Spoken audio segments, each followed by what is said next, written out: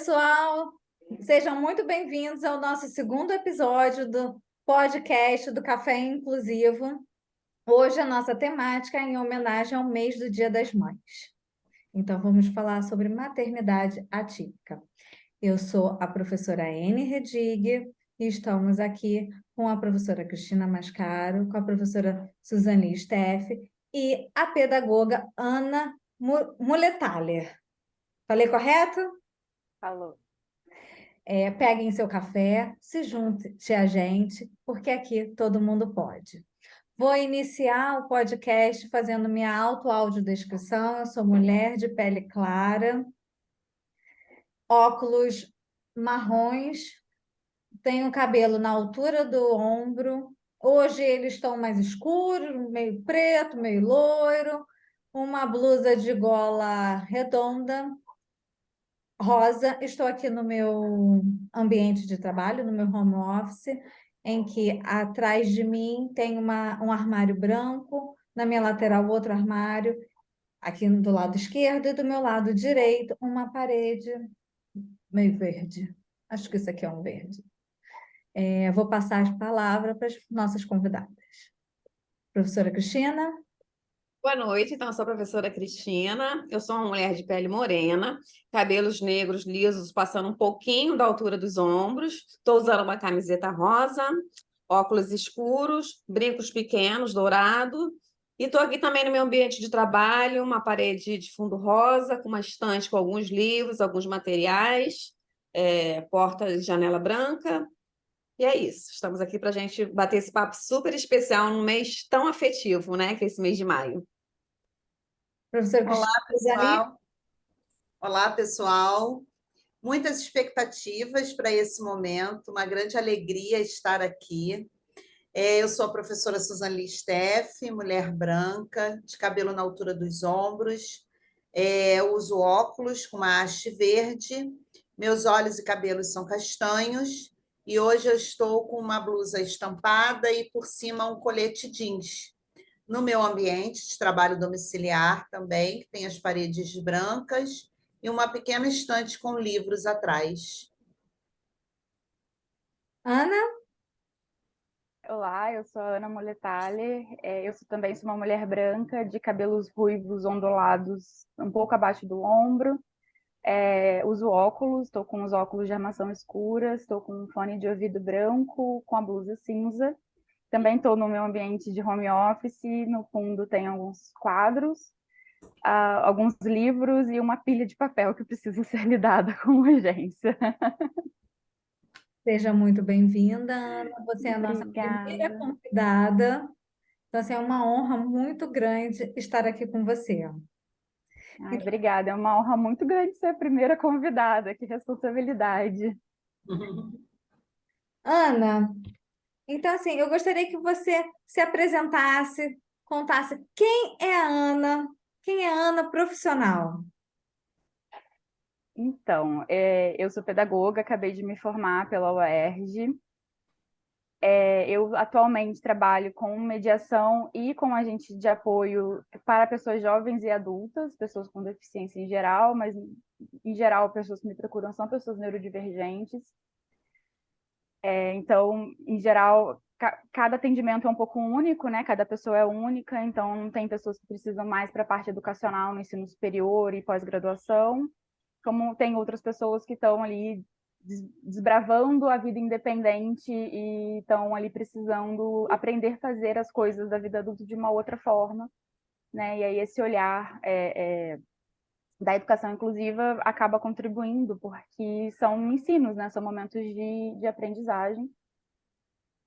Eu também sou pesquisadora, né, do Laboratório de Inclusão e Diversidade, e apesar de aqui no Brasil não se ter essa cultura de que pesquisa é trabalho, eu acredito que pesquisa é trabalho, e eu pesquiso sobre a inclusão no ensino superior, além de outros trabalhos que a gente vai fazendo aí ao longo da vida, de tradução, de palestras, né, de aulas convidadas, né, que eu sempre dou para falar sobre neurodiversidade e autismo. Lembrando, gente, que a A Ana, ela é pesquisadora do Laboratório de Inclusão e Diversidade, o LID, ele faz parte da UERJ, da Faculdade de Educação. A Ana é pedagoga formada pela UERJ, foi nossa aluna, assim, né? Apesar de eu não ter dado aula para ela, mas nossa aluna ali da Faculdade de Educação. E quem não conhece o LID, por favor, entre no Instagram, que é LID, né? Li Diversidade. Isso. Vou pedir para colocarem aqui, tá? Na legenda para Sim, vocês poderem seguir. Será que sim. E você cabia? não me deu aula? Oi? Será que cabia para alguém que estiver ouvindo, que nunca ouviu falar que existem pessoas neurodiversas, uma breve explicação assim para. Ou é muito complexo Sim. para isso? Não é muito complexo. Na verdade, a teoria da neurodiversidade, ela é uma teoria que ela vai nascer do movimento CRIP ali, né, da década de 80, junto com os movimentos de direitos humanos, que vai falar que, na verdade, a diversidade neurológica, ela existe assim como toda a diversidade na natureza, né? E assim, no início se falava pessoas neurodiversas, mas entende-se hoje que a neurodiversidade é para todo mundo, né? Então, nós, pessoas que têm um funcionamento cerebral diferente do esperado, entre aspas, né? Assim, fora daquele padrão típico, né? A gente fala que é o neurodivergente, né? Está divergindo ali do que é esperado. Não que falar que neurodiverso é completamente errado, mas só para trazer essa ideia. E aí é isso, assim, é aquela questão de que é uma identidade, né? Faz parte da pessoa, porque a deficiência ela é social, ela não é no indivíduo, né? Então, mesmo que o mundo me acolha, meu cérebro ainda funciona dessa forma, né? Não só meu cérebro, meu corpo como um todo, ele vai funcionar de uma forma diferente por eu ser autista, né? E como é a pessoa com TDAH, como a pessoa com dislexia e por aí vai, então tá dentro. Você não precisa ter o transtorno, né? Porque o transtorno vem de um prejuízo, né, social, porque isso só existe porque a sociedade não acolhe, né, para ser diferente. A gente continua sendo diferente mesmo quando a gente está ali recebendo acolhimento, e isso faz parte da diversidade humana mesmo. Entendi. Ana, você pode contar um pouco da sua história para gente? Caramba, eu sempre fui a Coisa, né? menina estranha, né? Assim, a memória mais antiga que eu lembro sobre essa questão de ser atípica, né? Que foi a primeira vez que eu percebi que eu era diferente. E aí também entra a questão de que pessoas autistas nós temos uma memória muito boa. Eu lembro de ouvir a minha mãe e minha avó conversando sobre o meu primeiro, não era nem boletim na educação infantil, né? Aquele papel, tipo relatório, que Relatório. hoje em dia vem capacidade, habilidade, eu não sei na década de 90 como que isso era exatamente. E eu lembro de falarem que a minha socialização era ruim, e eu perguntar para minha mãe, e a minha mãe falar alguma coisa sobre ter amigos, assim. E eu falei, mas eu tenho amigos, né? É fácil para mim fazer amigos, assim. E não era. Eu comecei a reparar que eu ficava mais sozinha, que eu tinha mais dificuldade de entrar ali nos grupos. Nunca entendi por quê e a vida foi levando, né? Então eu sempre fui muito diferente. Na adolescência eu entrei assim numa coisa que não é incomum também. Eu não tive diagnóstico até a idade adulta, né? Então eu fui tentando achar formas de sobreviver, sem saber exatamente. Para mim, todo mundo era como eu e, na verdade, as outras pessoas só se esforçavam mais, talvez. E eu entrei numa de pesquisar muito sobre linguagem corporal, socialização, como fazer amigos influenciar pessoas, como ser atraente, né? Como que eu deveria me vestir para passar a tua mensagem. E eu entrei numa questão disso porque nada disso era natural para mim. E com isso eu aprendi o que a gente chama de masking, né, que é o mascarar. Então eu aprendi a aparentar não ser diferente, o que funcionou muito na minha adolescência, apesar de ser exaustivo, né? Eu saí da escola no ensino médio por conta de hoje em dia a gente sabe que era o que as pessoas chamam de burnout autista, né? Mas antigamente entrava naquela, a Ana está deprimida, né? Era depressão, e não era depressão, assim, propriamente dito, apesar de que um estado de cansaço extremo sempre vai trazer uma questão de depressão, de deprimir, né? Porque você está na cama ali sem conseguir fazer nada. Além da reação das pessoas, né, ao meu entorno. Terminei o ensino médio fazendo o EJA. Aí entrei na faculdade, entrei para pedagogia porque era o que dava para passar. E eu tinha um hiperfoco muito grande em ser mãe, assim. A maternidade sempre foi o propósito da minha vida. Eu não conseguia imaginar a minha vida se eu não fosse mãe. E então, quando a faculdade começou a ficar mais desafiadora, por eu, né, hoje eu sei, por eu não ter o diagnóstico tanto do autismo quanto do TDAH, eu já era casada, eu resolvi trancar a faculdade. Na verdade, eu abandonei a faculdade para ser mãe, né? Eu engravidei e, enfim, teve toda a questão da gravidez e a minha filha nasceu e eu estudei muito, muito, assim, educação positivista, a criação com apego, tudo que você pode imaginar sobre criação de criança, eu estudei porque eu queria que ela fosse diferente de mim. Então eu achava que se eu fizesse diferente, ela ia ser diferente, ela não era, né? Ela começou a apresentar coisas que eu percebi em mim, além de outras coisas que eu não sei se eu tive na infância, por exemplo, uma seletividade alimentar muito grande, e eu fui aquela mãe que amamentou exclusivamente 6 meses, amamentou durante 2 anos, a introdução alimentar, nada com sal, nada com açúcar. Eu fiz assim, o prato tinha 5 coisas de cores diferentes todos os dias, nada batido. Eu assim, fiz o que eu podia para ela não ser chata para comer, como eu fui rotulada a minha vida inteira, e ela foi parando de comer e eu fui entrando em desespero, além de pequenas quebras de rotina já serem o suficiente para ela, tipo, desde nenenzinha, assim, né, para ela ter o que hoje a gente entende que são crises, né? E eu falava com a pediatra e eu buscava ajuda, e era, é fácil, vai passar, quando entrar na escola, não sei o quê. E um dia ela já estava com 2 para 3, não, ela estava com 3 anos. Eu tenho uma prima que é psicopedagoga, que estava fazendo uma especialização em autismo. E a gente já tinha meninos autistas na família, né? Então ela estava fazendo uma especialização e ela aprendeu sobre o que se chama de autismo feminino, né? Que, enfim, existe um grande debate sobre isso, depois eu posso comentar se for o caso, mas que a apresentação em meninas vai ser diferente. E aí, um dia, ela vendo a minha filha brincar e tal, ela perguntou, ela deu a entender, na verdade, ela não deu a entender tão direto, ela fez uma piada, mas uma autista para a família, né? E a gente riu, passou, e aí, depois disso, a minha tia, a mãe dela, que é uma pessoa muito querida, assim, para mim, que a gente convivia muito, ela sempre falava, toda vez que o assunto do nosso priminho, né, menino, surgia, ela dava uma forma de falar que na menina era diferente, né? Só que eu também, autista, não sabia, não entendia essas indiretas dela. Ela precisou me sentar um dia e falar, eu acho que a sua filha é autista. E assim, foi um susto, mas eu acho que por eu ter feito pedagogia, não tinha terminado ainda, mas eu tinha feito uma parte grande, eu não tinha uma visão assim, de que é uma tragédia, nada disso, assim, eu não tive essa coisa, mas eu fui pegar para ler, como tudo na minha vida eu sempre fiz. E aí foi muito marcante, assim, porque estava eu e o meu marido, assim, lendo, e tem um texto, um blog na internet que foi famoso há um tempo atrás, mas que tem um checklist do autismo feminino. E aí fala da vida, da trajetória como um todo. E aí a gente lendo, eu internamente olhava e falava assim, nossa, tem muita coisa que tem a ver comigo aqui, mas tipo, será que eu tô projetando? Será, né? E assim, meu marido parou e falou assim, eu sinto que eu tô lendo mais sobre você do que sobre ela, que tem 3 anos, né? E no momento a minha reação foi, não tá na hora de mim, sabe? A gente tá focando nela, é dela, é sobre ela. Eu já tô velha, para mim não vai fazer diferença nenhuma. Até porque quando a gente lê muito sobre autismo, tem-se a cultura de que a intervenção tem que ser muito precoce e que só funciona se for antes dos 3 anos, só funciona se for antes dos 5, como se depois de adulto você meio que não tem jeito, né? E ela foi diagnosticada e eu segui minha vida em alguns momentos, assim, eu aceitava a ideia, em outros momentos eu falava, não faz diferença. E a gente morava numa cidade do interior, né? E a gente resolveu voltar aqui para o Rio. E aí, com a volta para o Rio, eu falei, eu acho que eu quero voltar para a faculdade, mas para sair de casa, minha filha já está grande, para socializar um pouco.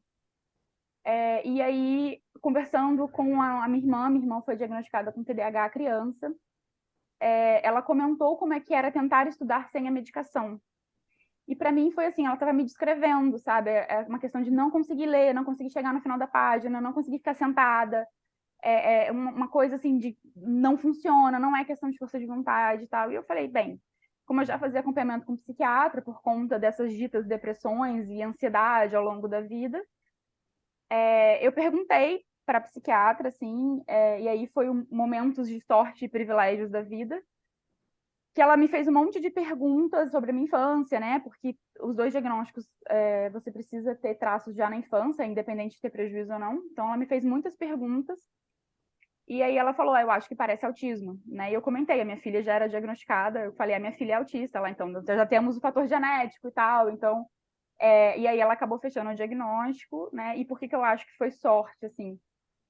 A filha dela estava em processo diagnóstico e por isso ela leu sobre o tal dito autismo feminino, né? Então ela conseguiu ali me ajudar e aí quando eu vim para o Rio, eu vou te falar que o meu diagnóstico foi um baque para mim muito maior do que o da minha filha. O da minha filha eu aceitei muito rápido, foi muito assim, eu não tive esse período de luto que algumas mães falam que passou, assim, porque eu nunca imaginei como a minha filha seria, sabe? Eu sempre tive aquela coisa do meu bebê vai nascer e eu vou conhecer uma pessoa nova na minha vida. Mas comigo não, eu tinha uma ilusão de que talvez se eu comesse mais saudável, eu perdesse mais peso, acordasse mais cedo, fizesse terapia, não sei.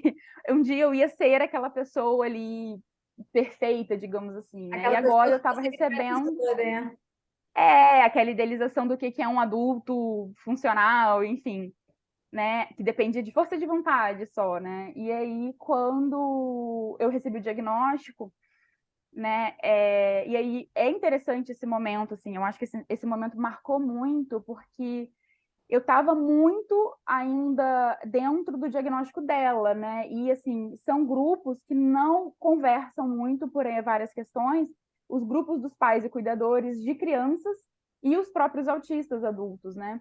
E aí, dentro desses grupos de mães e tudo mais, se fala muito das dificuldades, se fala muito de uma visão muito médica. Eu nunca tinha ouvido falar sobre neurodiversidade ali naqueles grupos, né? Não sei se hoje em dia isso já mudou, mas na época era assim, né? E aí eu entrei meio que para ver como é que adultos funcionavam, né? Então eu cheguei a um TED Talk maravilhoso que me fez querer pesquisar sobre autismo e ser uma pesquisadora de autismo mesmo, assim, além de outros canais, outros textos, outros livros, assim, que eu acho que inclusive me tornaram mãe melhor, porque eu acho que eu perdi um pouco essa coisa de querer que mudassem ela, né? Tipo, para ela ser funcional, né? Eu comecei a abraçar a mim mesma e aí a ela, né? E isso no meio de uma pandemia. Assim, no início foi no final de 2019 o meu diagnóstico, então 2020, quando eu estava tentando voltar para a faculdade, a gente estava no meio da pandemia, então foi muita coisa online, muita coisa assim, terapia online, tentando me descobrir, tentando entender tudo, e aí por esse processo do retorno ser cumprido, porque naquele primeiro semestre a UERJ não voltou, né? Ela foi voltar mais para o segundo, eu me vi no momento em que, com tratamento e com terapia e tudo mais, eu poderia escolher o curso que eu quisesse. Eu não precisava mais estar no curso que eu entrei porque era fácil de entrar, né? E assim, eu fiquei muito dividida porque eu pensei muito em psicologia, porque eu me interesso muito pela questão de educação sexual de adultos com deficiência, né? E pesquisas e tudo mais. E a psicóloga que eu tinha na época, ela falou: vou te emprestar um livro para você ver como é que é o processo terapêutico e tudo mais, para você ver se você quer ser psicóloga, né? Que era o DIBS. E eu li o DIBS Mesmo, né? inteiro, assim, achei o DIBS maravilhoso e me convencendo a me tornar psicóloga. E no final, assim, acho que não chega, acho que é o prólogo do livro, né? É spoiler, gente, mas o livro é antigo, enfim. Ela lê uma carta do DIBS, acho que talvez no ensino médio e tal, falando sobre o sistema educacional. Quando eu li aquilo, eu me arrepio até hoje. Ó. Eu falei, é pedagogia, sabe? É isso que eu quero, sabe? Então, assim, eu posso escolher estar onde eu quiser e eu quero estar onde eu tô. Né? E aí eu voltei para pedagogia com muita certeza, assim, de que era a educação mesmo que eu queria seguir. Assim. Ai, que história linda. Bom, tá. Ana, você poderia falar um pouco sobre a diferença do autismo feminino para o autismo masculino, já que você falou tanto sobre Posso. isso? Posso. Então, na verdade, a questão que eu acho que é muito importante frisar é que não é uma diferença neurológica ou hormonal, nem nada assim, não tem nenhuma pesquisa, quer dizer, tem algumas pesquisas que vão falar isso, mas elas já foram derrubadas e tudo mais. O Manual Diagnóstico de Transtornos Mentais Americanos, que é o padrão, né, para diagnóstico, ele reconhece que essas diferenças são pelas formas de socialização e não por uma questão fisiológica. Então, os traços são os mesmos, mas a apresentação vai ser diferente. Né? E aí você tem, por exemplo, se você pega um menino e uma menina no jardim de infância, a menina que é quietinha, que ela é quietinha, ela não se suja, ela não se rala, ela não...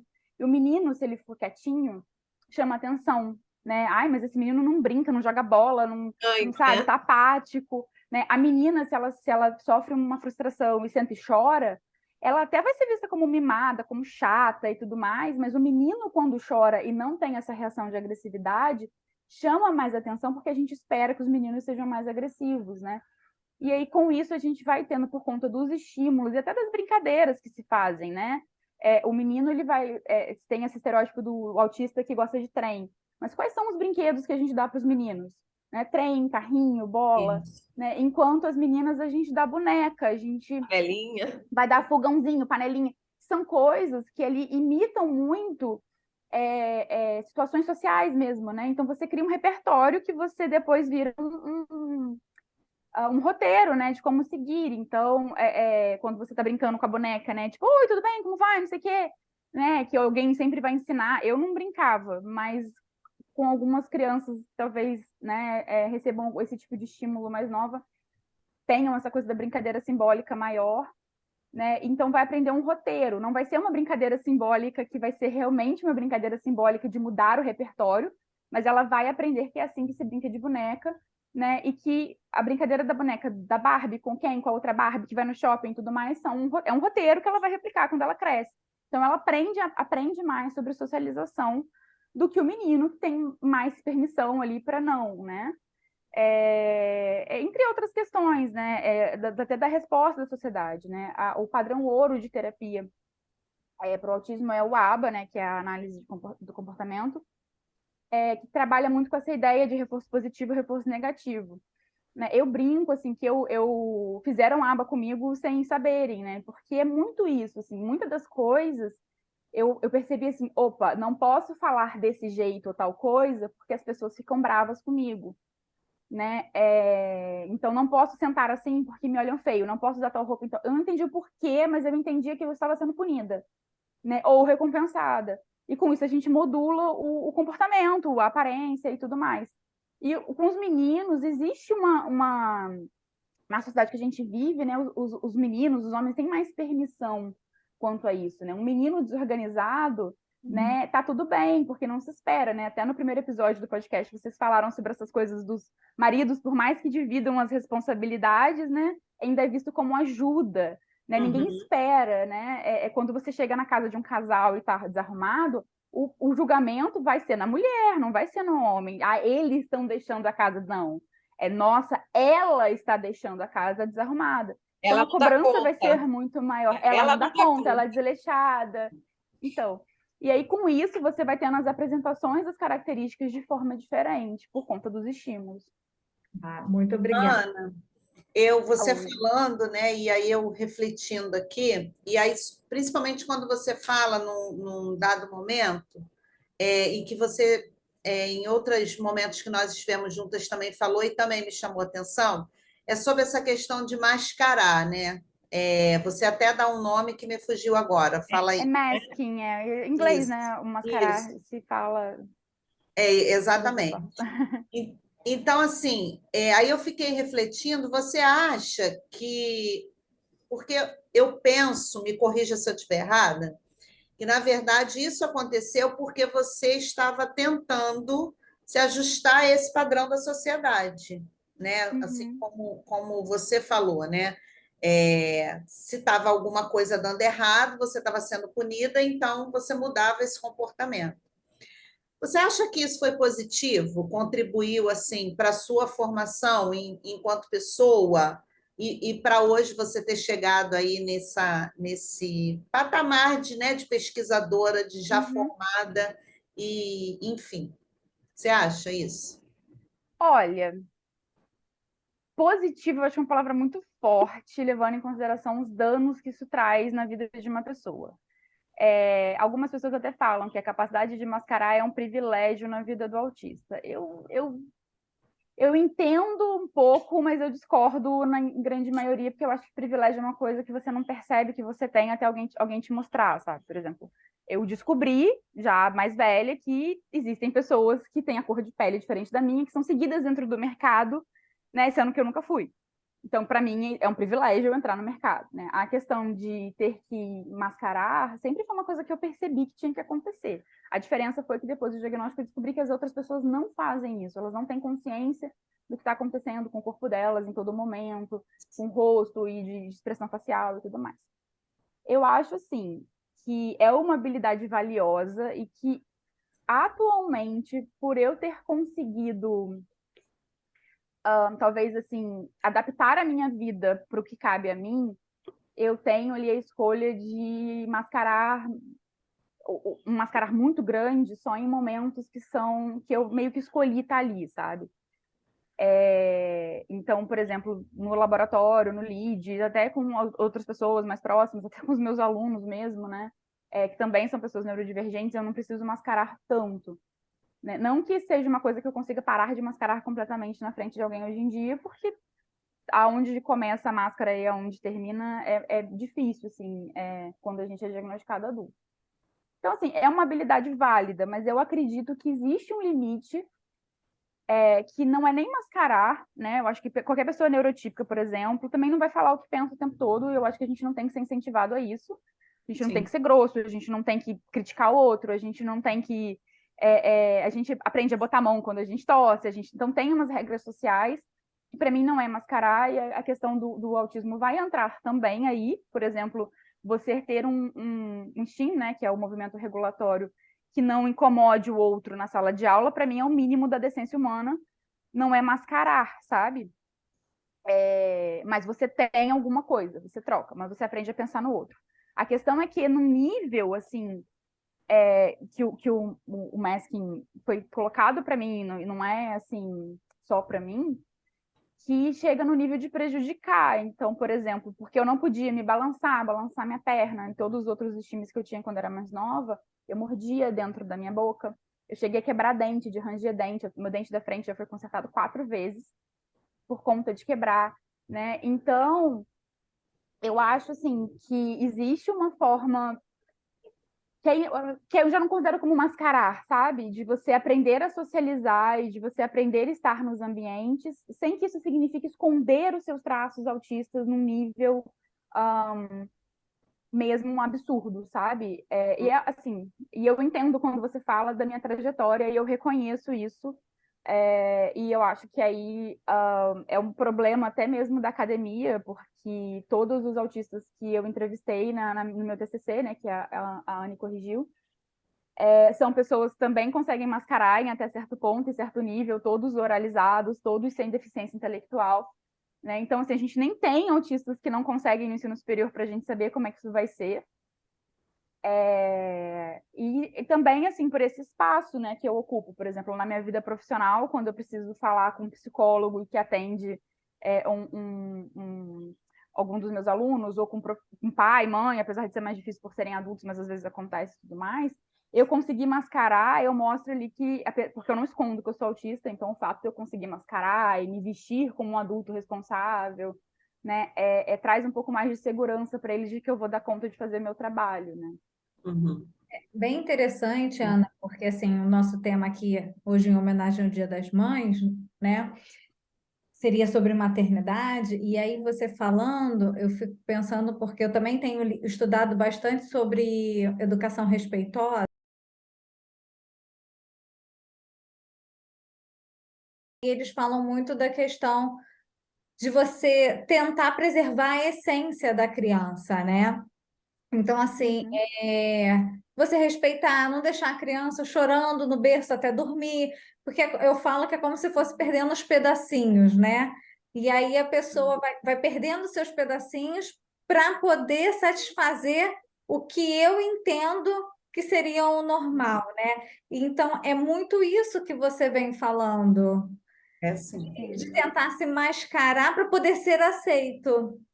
Sim, inclusive a criação positiva, eu acho que me ajudou muito na criação da minha filha pré-diagnóstico, justamente por esse respeito às necessidades dela, né? Então não era essa coisa do que ela tem que se adequar à nossa casa, à nossa rotina, e é isso aí, tá, sabe? Tipo, criança não tem vezes, né? Então, mesmo sem terapia, né? Sem diagnóstico, terapia, sem nada, a gente conseguia ali ter uma empatia ali com ela que ajudou muito até algumas psicólogas chegaram a falar assim, não, mas ela tá muito bem, né? Tipo, ela acabou desenvolvendo muito bem, é uma criança que, né, mesmo com algumas dificuldades, ela o emocional dela estava bem bacana, né?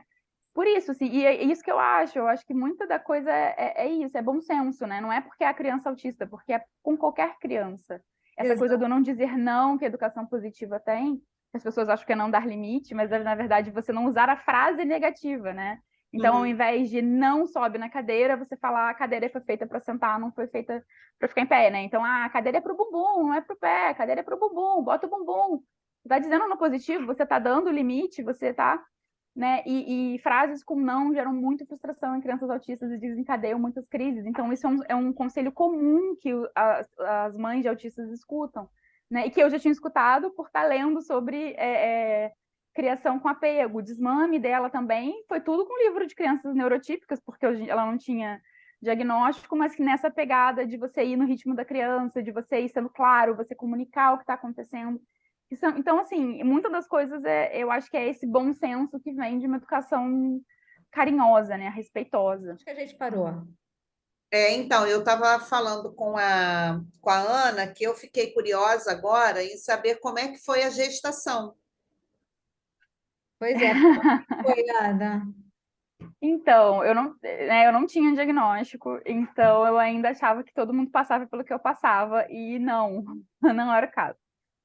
Assim, além de todas as questões, eu tinha perdido um bebê antes, então também tinha toda essa tensão de perder um bebê de novo, né? Além de todas as mudanças e incertezas que a gente passa durante uma gestação. Eu tive hiperemese, né, que é aquele enjoo exacerbado e que eu não conseguia segurar nada no estômago, cheguei a quase ser internada. E assim, eu tenho questão que as pessoas chamam de seletividade alimentar quando é criança, quando cresce, o nome muda, passa para TAI. Então, assim, eu tinha mais dificuldade com a alimentação do que eu tenho hoje em dia, porque eu passei por tratamento depois do diagnóstico, mas então comer já era uma coisa muito complicada para mim. E aí com os hormônios da gravidez, com o enjoo assim, dos primeiros meses, eu não comia praticamente, assim, foi bem complicado. E isso foi complicado até para as mulheres da minha família, porque ninguém na minha família teve isso. Então a minha avó, que teve 5 filhos e ajudou todo mundo durante a gestação, que foi quem me criou também, né? Ela foi a primeira vez assim que eu vi ela sei lá, mais preocupada comigo durante a gestação, porque eu perdi peso, assim, foi uma coisa bem, bem forte. E, assim, isso é até uma piada aqui em casa, porque não era só ver a comida que me fazia enjoar, era falar da comida e eu imaginar a comida e eu vomitava. Então, assim, foi uma coisa muito surreal. Eu fiquei muito... Meu corpo ficou muito sensível, eu tenho a sensibilidade sensorial, né? Porque você pode ser hipo ou hiper. Eu sou hiper, então ela é maior, ela na barriga, né? Se mexendo, era ao mesmo tempo que eu ficava tranquila, dela tá bem, dela tá viva, né? Eu sentia muita dor, assim, de eu não conseguir dormir, muita dor no corpo.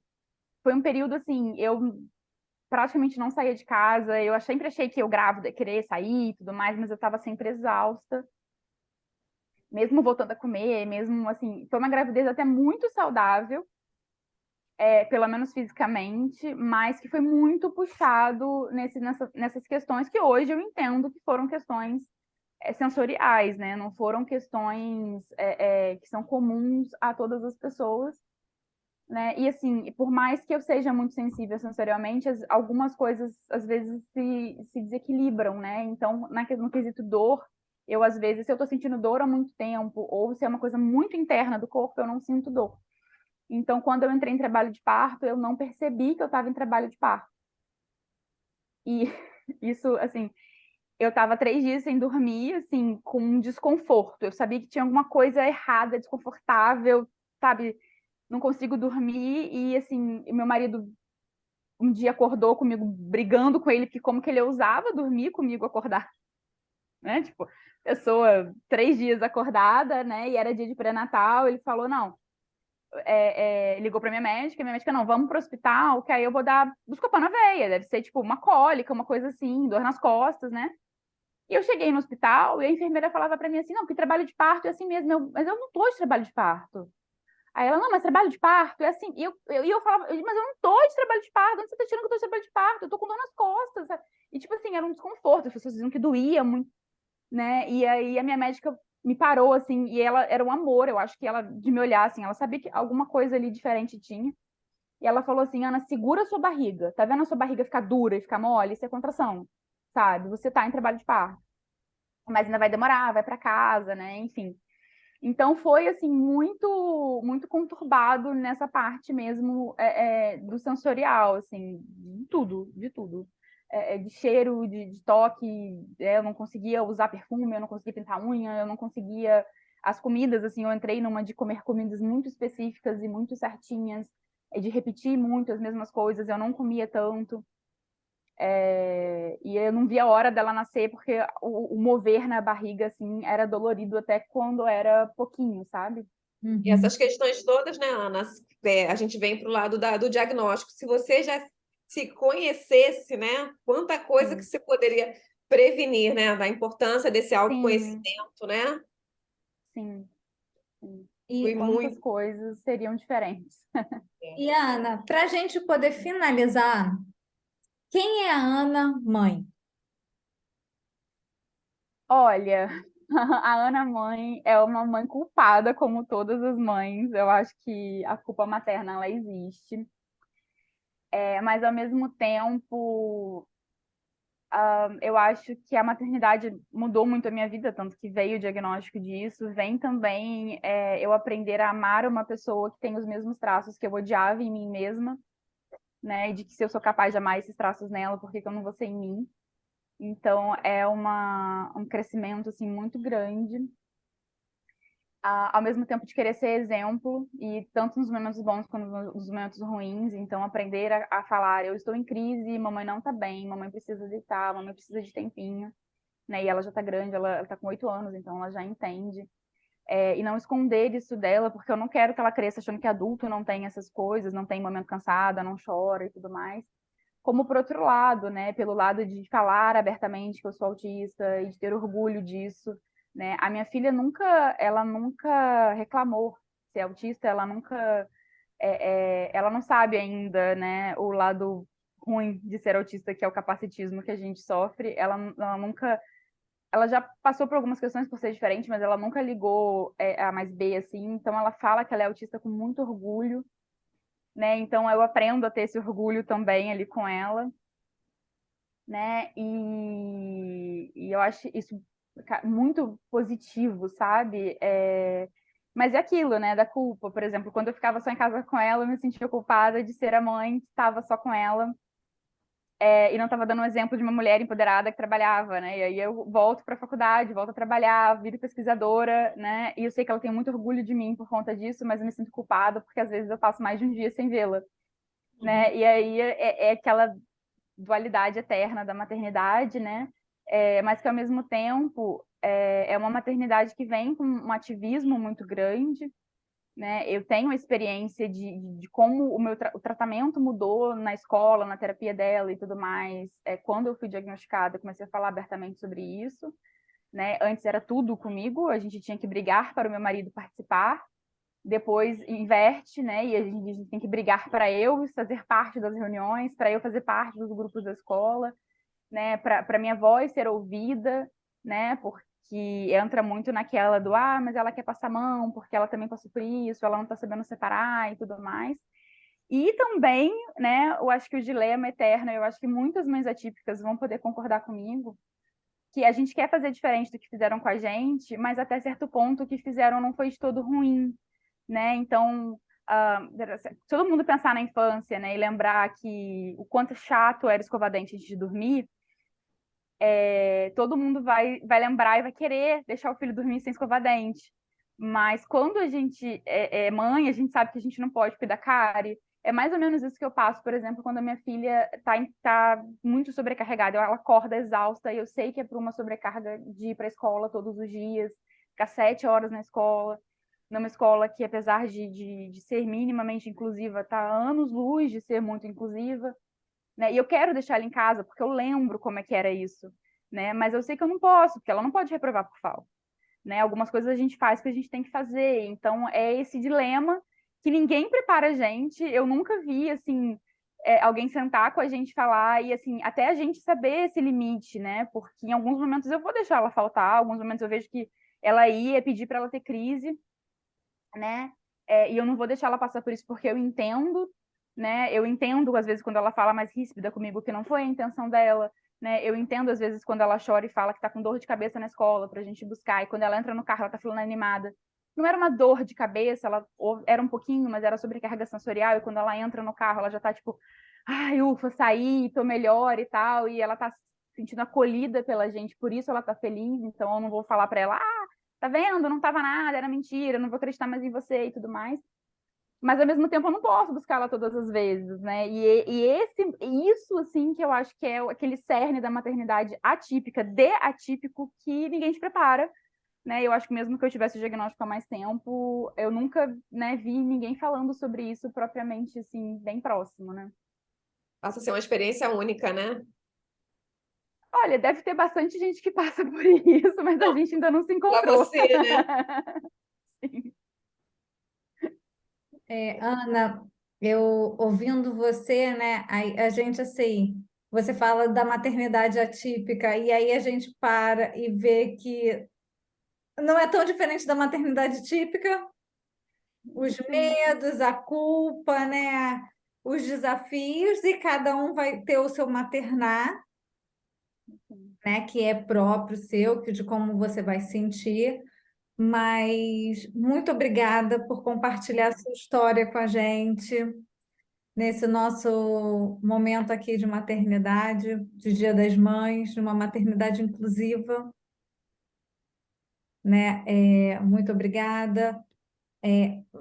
Ainda teremos mais um podcast sobre maternidade esse mês, em homenagem ao Dia das Mães. Sejam muito bem-vindos. Quem gostou, se inscreve no canal, aciona o sininho para receber as notificações dos nossos próximos episódios.